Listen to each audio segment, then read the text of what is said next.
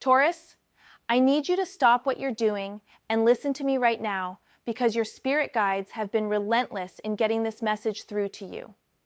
This is a general reading for entertainment purposes, and I'm interpreting the energy I see in these cards, so take what resonates and leave what doesn't. But I'm telling you, the urgency coming through this spread is something I rarely experience. What I'm picking up is not just a casual warning. This is your guides, literally stepping in front of you, blocking a path, putting up flashing red lights around a specific person or situation that's approaching your life. The cards are showing me someone who carries the energy of mourning, of grief, of loss, and normally I would say have compassion, be kind, but your guides are being crystal clear that this particular situation is dangerous to your well-being, and you need to establish ironclad boundaries immediately. I'm sensing that this person is either already in your peripheral awareness or they're about to make contact, and the message from Spirit is unmistakable. Do not open that door, do not engage deeply, do not let them speak certain things to you, and absolutely do not absorb their emotional state into your own energy field. There's a karmic component here that's absolutely crucial for you to understand, Taurus. This isn't the first time you've encountered this pattern, this type of person, this kind of energy drain disguised as someone who just needs help. Your soul has been down this road before, maybe multiple times across different lifetimes, or even just in this current one, where you've sacrificed yourself trying to save someone who was never interested in being saved, only in having someone to cling to while they drown. The difference this time is that you've done enough healing work, enough spiritual development, enough inner growth that your guides can actually reach you with this warning before you get sucked in. From what I'm interpreting, there's someone who is processing grief, mourning something they've lost, whether that's a relationship, an opportunity, their youth, their potential, or even mourning the consequences of their own destructive choices, and they've identified you as their emotional salvation. But here's what your guides need you to understand. Their mourning has curdled into something toxic. It's mixed with bitterness, resentment, manipulation, and a refusal to do their own healing work. They don't want to move through their grief. They want to live in it, weaponize it, use it to control and extract from others, and you are their current target. When the sun appeared first in this spread, I felt this immediate warmth followed by an intense protective instinct, like watching a small child playing innocently while sensing a predator approaching from the shadows. The sun radiates at the beginning of this reading, showing me your current state, your authentic brightness, the clarity and joy you've fought to cultivate after everything you've been through. This card depicts a radiant child on a white horse beneath an enormous golden sun, sunflowers reaching toward the light, representing innocence, truth, vitality, the pure expression of your soul when you're not weighed down by other people's darkness. What's really interesting here is that your guides are starting with this image of your light because they want you to understand exactly what you're protecting. You've been doing serious inner work, Taurus, probably over the last several months or even years, peeling away layers of conditioning, healing old wounds, releasing toxic patterns, choosing yourself in ways you never did before. The energy I'm sensing suggests you're in a completely different vibration than you were even a year ago. You're clearer, more confident, more aligned with your authentic truth, and you're finally experiencing what it feels like to wake up without that heavy dread, to go through your day without constantly managing other people's emotions, to actually enjoy your life instead of just surviving it. This sun energy shows me someone who has emerged from a very dark tunnel and is now standing in the light, blinking, adjusting, starting to believe that maybe this peace can actually last. From what I'm interpreting, you've worked incredibly hard to reach this sunlit clearing in your life. You've done therapy or deep self-reflection. You've cut cords with people who only brought drama. You've established routines that support your mental health. You've started pursuing goals that actually matter to you rather than what others expect. In reality, this manifests as you feeling genuinely happy on random Tuesday afternoons, laughing more easily, sleeping better, having energy for activities you enjoy, feeling excited about your future instead of anxious. People in your life have probably commented on the change in you, how you seem lighter, how you're glowing differently, how you're less available for their chaos and more focused on your own path. But here's the shadow side that the sun is revealing, and this is crucial. When you shine this brightly after a period of darkness, you become extremely visible to certain types of people, and not all of them have good intentions. There are individuals who are drawn to light specifically because they want to extinguish it, drain it, convince you that shining is selfish, or attach themselves to your glow because they refuse to do the work of generating their own. Your brightness is like a beacon, and the person your guides are warning you about has spotted it, and they're moving towards you with purpose. The Devil card slammed down next, and I actually felt my stomach drop, because this is showing me the exact energy signature of the person approaching you.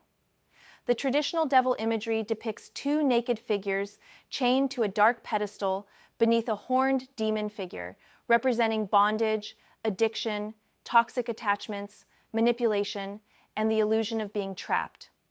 But look closely at those chains around their necks. Taurus, they're loose, they could slip them off at any moment, which reveals that the bondage is self-chosen, maintained through fear, addiction to suffering, or refusal to take responsibility.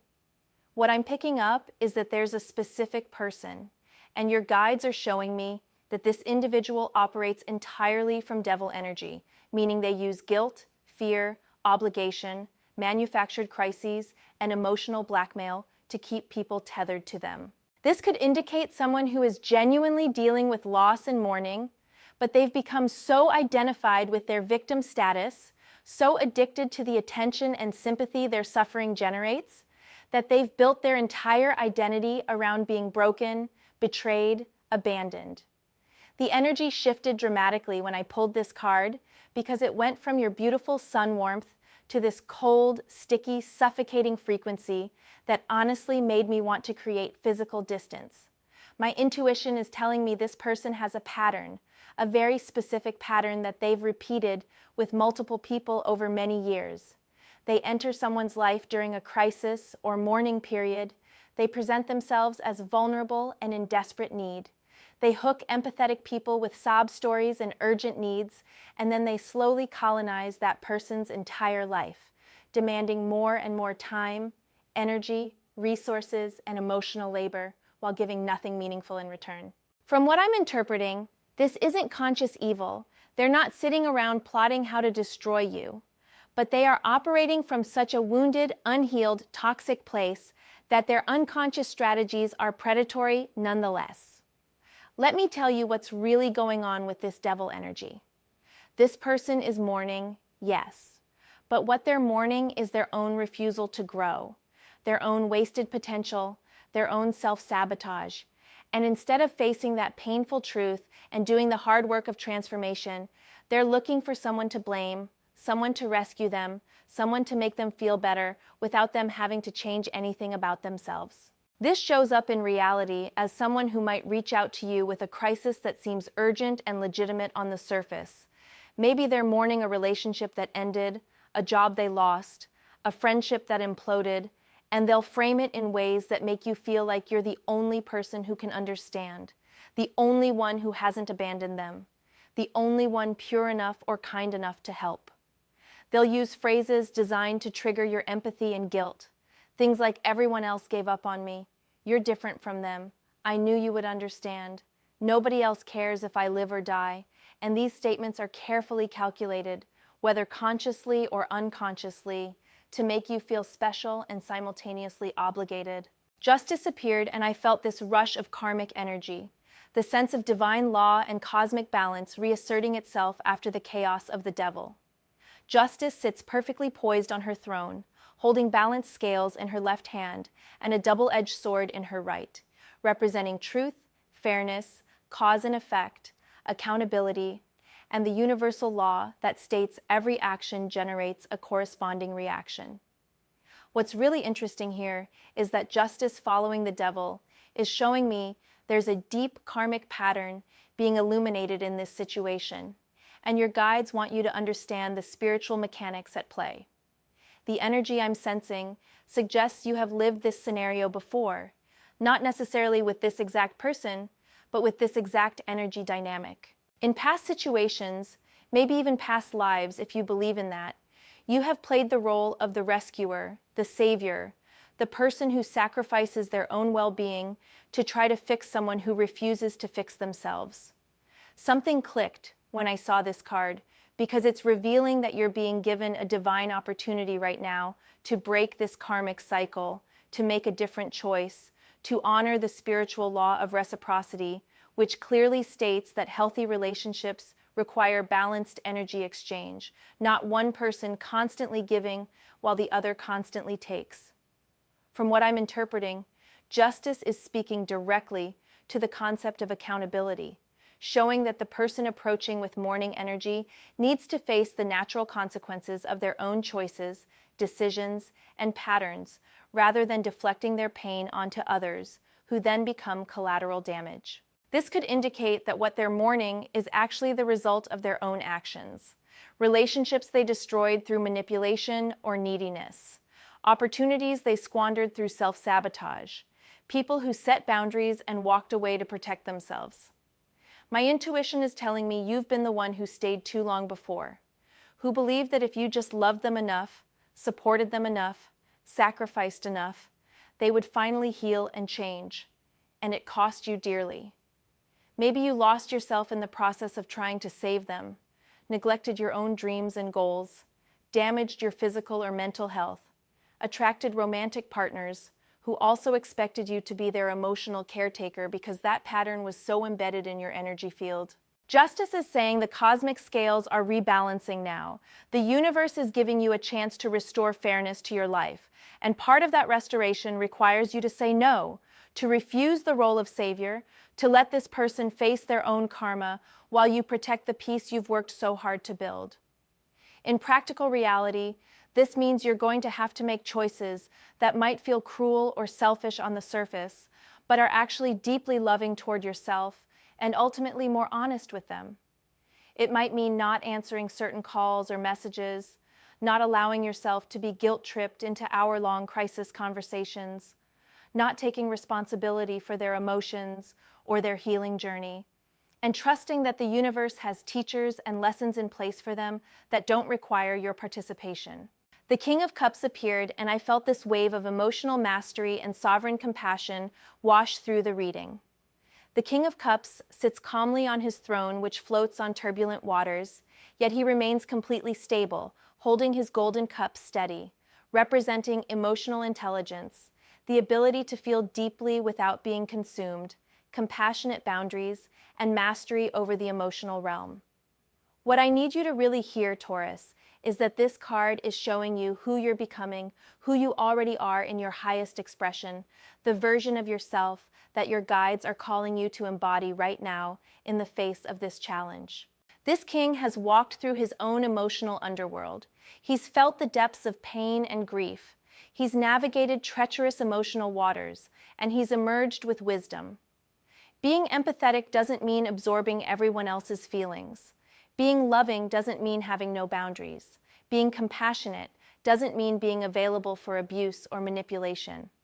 The energy shifted when I pulled this because it felt like your spirit team was showing me your assignment, your spiritual task for this period. Embody King of Cups frequency when the devil pattern tries to hook you. Remain emotionally sovereign when someone tries to colonize your emotional space. Hold your cup steady when someone else's chaos tries to capsize your boat. From what I'm interpreting, you have developed or you're currently developing the emotional capacity to witness someone's pain without taking it on as your own, to offer compassion without offering to carry their burdens, to acknowledge suffering without agreeing to suffer alongside them. This is advanced emotional and spiritual work. Taurus, this is not coldness or lack of caring. This is the recognition that every soul has their own journey, and sometimes the most loving thing you can do is refuse to interfere with someone's karmic lessons. Let me tell you what's really going on here.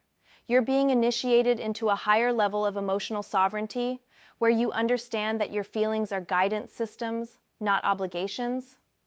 If your gut clenches when this person reaches out, if you feel drained after every interaction, if something feels off even when you can't articulate why, those feelings are divine information, not evidence that you're being selfish or judgmental. The King of Cups trusts his emotional intelligence completely, and he knows how to deliver hard truths with love. How to say, I understand you're hurting, and I'm not the person who can help you with this. And both of those statements can coexist without contradiction. In reality, this shows up as you being able to listen to someone's crisis story without immediately trying to solve it, fix it, or take responsibility for it. You might find yourself saying things like, that sounds incredibly difficult. Have you considered working with a therapist who specializes in grief? Or I care about you and I need to be honest that I don't have the emotional capacity to be your support system through this. And these responses are healthy, they're mature, they're actually more loving than pretending you can fix what isn't yours to fix or making promises you can't keep. The Seven of Swords slid into position and my entire energy went on high alert because this card is revealing deception, strategy, theft of energy and resources, hidden agendas, and someone who takes what they want through cunning rather than honesty. The imagery shows a figure sneaking away from a military camp in the dim light, carrying 5 swords while leaving 2 behind, moving carefully to avoid detection, representing someone who operates in shadows, who doesn't come at you directly, who uses stealth and manipulation to get what they need. What I'm picking up is that the person your guides are warning you about will not approach you with complete honesty about their intentions, needs, or patterns. This could indicate someone who presents their situation as a temporary crisis when it's actually a chronic lifestyle. Someone who asks for small favors to test your boundaries before escalating to larger demands. Someone who frames their requests as though you're the only person who can help when they've actually already burned through multiple other support systems. There's this pattern emerging that's making me really uncomfortable, Taurus, because the Seven of Swords shows someone who has learned to weaponize their pain, to use their mourning as a manipulation tactic, to make you feel like a terrible person if you don't drop everything to save them from consequences they themselves created. I'm getting this strong sense that they've studied empathetic people. They know exactly what buttons to push, what stories to tell, what vulnerabilities to exploit. And they do it so skillfully that you don't even realize you're being manipulated until you're already exhausted and depleted. The Seven of Swords shows someone moving through your life like a skilled thief, carefully selecting which truths to reveal and which lies to maintain, using your compassion and your light as the entry point for extraction and exploitation. From what I'm interpreting, this person likely has a history that they won't fully disclose, a trail of relationships that ended badly, friendships that imploded, family members who no longer speak to them, support systems they've exhausted, and they'll tell you a version of events where everyone else was cruel, everyone else abandoned them, everyone else failed to understand their special pain, never revealing that they drove those people away through the exact same patterns they're about to deploy on you. What this looks like in reality is terrifyingly specific. They might reach out during a moment when they know you're likely to be available and vulnerable to emotional appeals, maybe late at night, maybe during a holiday when people feel guilty about not helping, maybe right after posting something happy on social media, because they can sense when you have energy to spare. They'll present a crisis that sounds urgent and legitimate. I just need someone to talk to. I'm going through the worst time of my life. Everyone has abandoned me, and if you respond, if you offer that initial support, they'll take it as permission to colonize your time and energy indefinitely. My intuition is screaming at me to warn you about the escalation pattern. First, it's just one conversation, then it's daily check-ins, then it's them calling during your work hours or family time, then it's them showing up unannounced, then it's them making you responsible for their emotional state and blaming you when you try to create boundaries. The Emperor came through with such powerful protective authority that I actually felt relief flood my system. The Emperor sits on his stone throne decorated with ram heads, holding an ankh symbolizing life and an orb representing the world, wearing armor beneath his robes, positioned against a stark mountain landscape, representing structure, boundaries, protection, leadership, and the masculine principle of creating order from chaos through clear rules and unwavering enforcement. What's really interesting here is that the Emperor is your power card. Taurus, This is the energy that's available to you right now, and it's exactly what you need to channel. Your guides are showing me that you don't need to explain, justify, defend, negotiate, or apologize for the boundaries you're about to establish. The Emperor doesn't debate with dysfunction, doesn't try to convince chaos to respect structure, doesn't exhaust himself arguing with people who have no intention of honoring limits. He simply states the law of his domain and removes himself from situations that violate his standards. The energy I'm sensing suggests you're being called to step fully into Emperor consciousness, which might feel uncomfortable or even wrong if you've spent your whole life being accommodating, flexible, understanding, always making room for other people's needs and emotions. But there's a sacred time for flexibility, and there's a sacred time for absolute firmness. And your guides are being unmistakably clear that this situation requires firmness, structure, unyielding boundaries, and zero negotiation. From what I'm interpreting, the Emperor is giving you divine permission to be the ultimate authority in your own life, to make executive decisions about who gets access to your time, energy, space, and attention, to create rules and structures that serve your well-being regardless of whether others like them or agree with them. This could indicate that you need to establish very concrete, specific boundaries like, I'm not available for phone calls after 8 p.m., or I can't be your primary emotional support person, you need to work with a professional, or I need 3 days advance notice before meeting in person. Whatever structure creates a protective barrier between your peace and their chaos.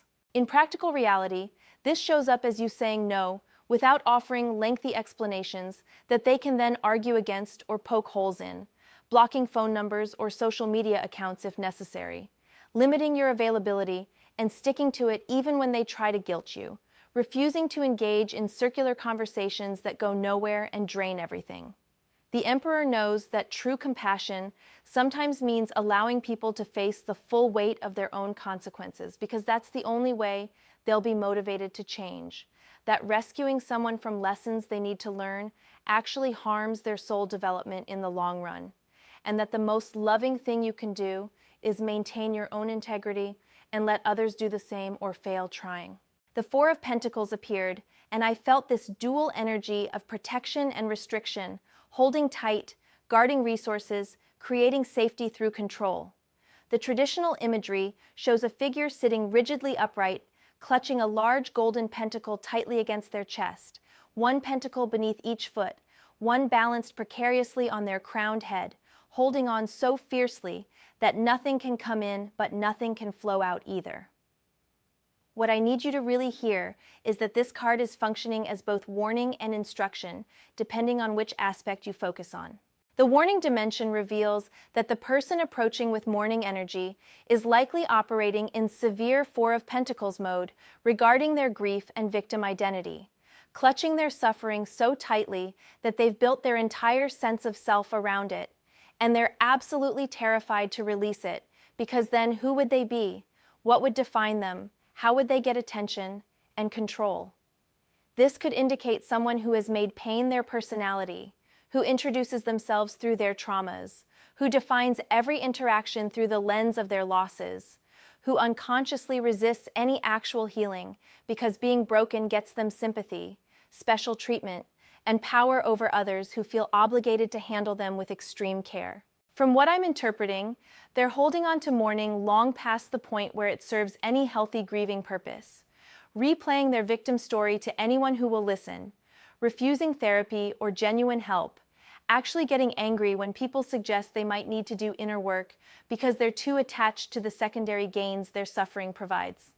But here's the instruction aspect that's critically important for you, Taurus. You also need to go into Four of Pentacles mode regarding your own resources right now. And I'm not just talking about money. I'm talking about your time, your energy, your peace, your joy, your hard-won mental health, your creative life force. These are your pentacles, and you need to guard them with everything you've got. The Four of Pentacles is teaching you that it's not only acceptable, but absolutely necessary to be protective, even guarded right now, to not share everything with everyone, to keep your victories and vulnerable moments private, to create a fortress around what matters most until this storm passes. This connects directly to what we saw with the Emperor, this theme of building impenetrable protective structures around your sacred inner world. My intuition is telling me you might need to go into a conscious period of strategic withdrawal from certain social circles, pulling back from situations where this person might have access to you, being significantly less available than you normally are, creating space and silence around yourself that acts as an energetic moat. What this looks like in concrete reality is you being much more selective about what you share and with whom, recognizing that not everyone deserves access to your inner world or updates about your life, understanding that privacy is not the same as secrecy, and you can be a genuinely good person while still keeping your cards close to your chest and your resources protected. You might find yourself checking your phone less frequently, not responding to messages immediately just because they arrived, taking substantial time before committing to any plans or requests, asking yourself, does this serve my highest good, before automatically saying yes to anyone's ask. The Two of Cups appeared, and my heart genuinely softened because this card is illuminating exactly what's at stake here, what you're protecting, why these boundaries matter so profoundly. The Two of Cups depicts two figures standing face to face, each holding a cup, meeting each other's eyes with respect and affection, creating a sacred exchange of energy. Above them flies a caduceus with two intertwined serpents and wings, representing partnership, mutual respect, balanced reciprocal relationships, healing through equal exchange, and the magic that occurs when two souls meet as true equals. What's really interesting here is that this card reveals you either currently have or you're actively building toward a relationship dynamic that operates on completely different principles than the toxic extractive pattern your guides are protecting you from. The energy I'm sensing suggests you've experienced or you're learning what it feels like when connection is genuinely reciprocal, when both people give and receive in roughly equal measure, when support flows in both directions, rather than one person constantly pouring out while the other just takes, when you don't have to diminish yourself or hide your light to make someone else feel comfortable or superior. This could indicate a romantic partnership that's healthy and balanced, a friendship where you feel seen and valued, a business relationship built on mutual respect, or even your evolving relationship with yourself, where you're finally treating yourself as a beloved equal rather than a resource to be exploited or a problem to be fixed. From what I'm interpreting, the Two of Cups is showing you what authentic love actually looks like, so you can immediately recognize the counterfeit when it approaches wearing a mask of neediness and mourning. Real love doesn't demand that you sacrifice your well-being on the altar of someone else's dysfunction. Genuine connection doesn't leave you depleted and resentful. Healthy relationships don't require you to set yourself on fire, to keep someone else warm, or make yourself small so they can feel big. Let me tell you what's really going on beneath the surface. Your guides are fiercely protecting this Two of Cups energy in your life by warning you away from situations and people that would compromise, contaminate, or completely destroy it. If you allow the devil energy person to colonize your time and attention and emotional bandwidth, if you open that door to their unprocessed grief and victim consciousness, if you permit them to dump their mourning and bitterness and resentment into your energy field, it will absolutely affect your ability to show up fully present and resourced in the relationships that actually nourish your soul.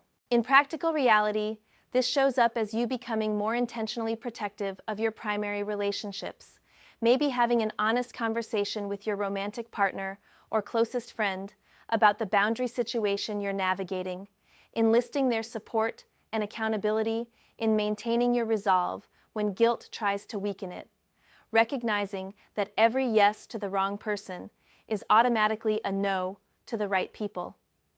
You might find yourself making very conscious choices to spend your limited energy reserves on reciprocal connections rather than extractive ones, investing your time and emotional resources in relationships where you feel genuinely seen and valued rather than used and drained.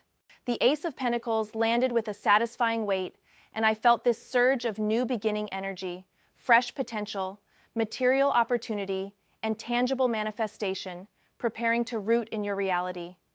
The Ace of Pentacles shows a divine hand emerging from mystical clouds, offering a large golden coin hovering above a lush garden with an archway leading to mountains beyond, representing new financial opportunities, career advancement, business success, physical health improvements, or the beginning of building something substantial and lasting in the material world.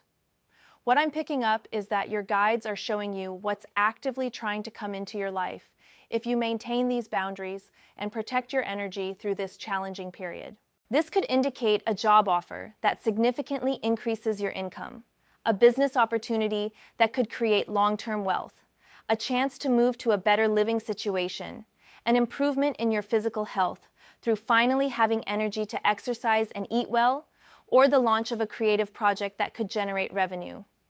The energy shifted when I pulled this because it felt like a divine promise, like your spirit team saying, if you do the difficult work of enforcing boundaries now, if you refuse to sacrifice yourself on someone else's altar of dysfunction, this is what becomes possible for you. This is what can finally root and grow. From what I'm interpreting, the person carrying mourning energy represents your past, old karmic patterns you've already outgrown, cycles of codependency and rescuing that your soul is complete with, while the Ace of Pentacles represents your future, the abundant, grounded life you're actively building, the material blessings and opportunities that are trying to reach you but can't land while your hands are full carrying someone else's emotional baggage. My intuition is telling me something really important. You literally cannot hold both energies at the same time. You cannot nurture the seed of this new prosperous beginning while simultaneously carrying the dead weight of someone else's refusal to heal. Let me tell you what's really going on in the spiritual realm. This is a test of your commitment to your own evolution, growth, and expansion. The universe is asking, will you choose the familiar, comfortable pattern of rescuing and martyring yourself even though it's killing you? Or will you choose the unfamiliar, slightly uncomfortable territory of protecting your energy so you can receive the tangible blessings and opportunities trying to come through? In concrete reality, this manifests as you having to make very practical choices about where you invest your finite time and resources. Maybe you need those evening hours free to work on a side business that could generate significant income. Maybe you need your weekends to rest and recharge so you can perform excellently in an important job interview. Maybe you need your mental and creative energy available for a project that could change your financial reality, rather than spending it managing someone else's emotional crisis. The Ace of Pentacles is showing me that something genuinely valuable and materially beneficial wants to take root in the garden of your life. But it needs the rich soil of your attention, the consistent water of your focus, the warm sunlight of your enthusiasm and energy, none of which will be available if you're busy being someone's unpaid therapist, emotional support animal, or stand-in parent. The High Priestess appeared as the final card, and I felt this deep, mystical, knowing energy settle over the entire reading like a sacred veil. The High Priestess sits perfectly still between two pillars marked B and J, representing duality and the gateway between worlds, wearing a lunar crown showing her connection to intuition and cycles, a scroll of divine wisdom in her lap, pomegranates symbolizing feminine mystery on the tapestry behind her, representing intuition, hidden knowledge, the subconscious realm, psychic ability, sacred secrets, and the wisdom that emerges when you look beneath surface appearances to see the truth that lives in shadows. What I need you to really hear, Taurus, is that the High Priestess appearing in the final position is your guides confirming that you already know everything I've told you in this reading. She's showing me that your intuition has been screaming warnings about this person or situation, that your gut has been sending you unmistakable signals, that your subconscious mind has been processing information and trying to get your conscious awareness to pay attention. And this entire reading is simply validation of what your inner knowing has been telling you all along.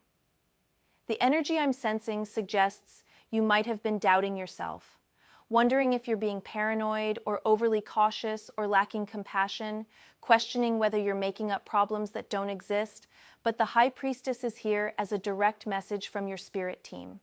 Your intuition is absolutely correct. Trust it completely, act on it immediately, and stop second-guessing the protective instincts that are trying to keep you safe. This connects back to what we saw with the King of Cups, this journey of honoring your emotional and intuitive intelligence as legitimate guidance rather than dismissing it as irrational fear.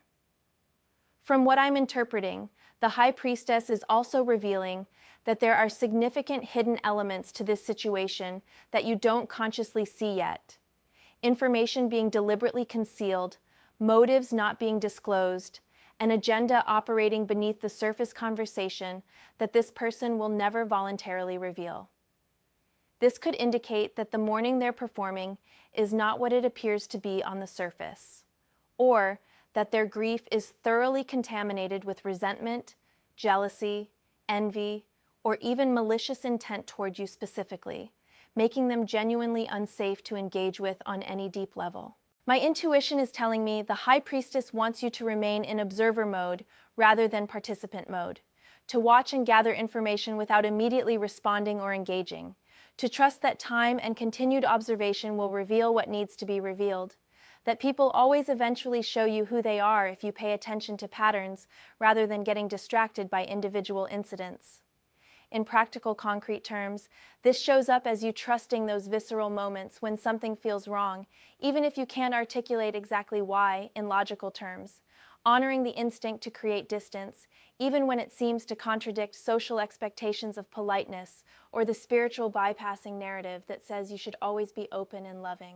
The High Priestess is teaching you to pay attention to patterns of behavior over time, rather than believing words and promises, to notice what people do rather than what they say, to trust the information your body gives you through tension, nausea, exhaustion, or anxiety in someone's presence. Your guides are working directly through your intuitive faculties to steer you away from harmful entanglements, to protect the beautiful life you're building, to keep you on the path toward your highest destiny. Trust the whispers from your soul. Trust the knowing that rises from your gut.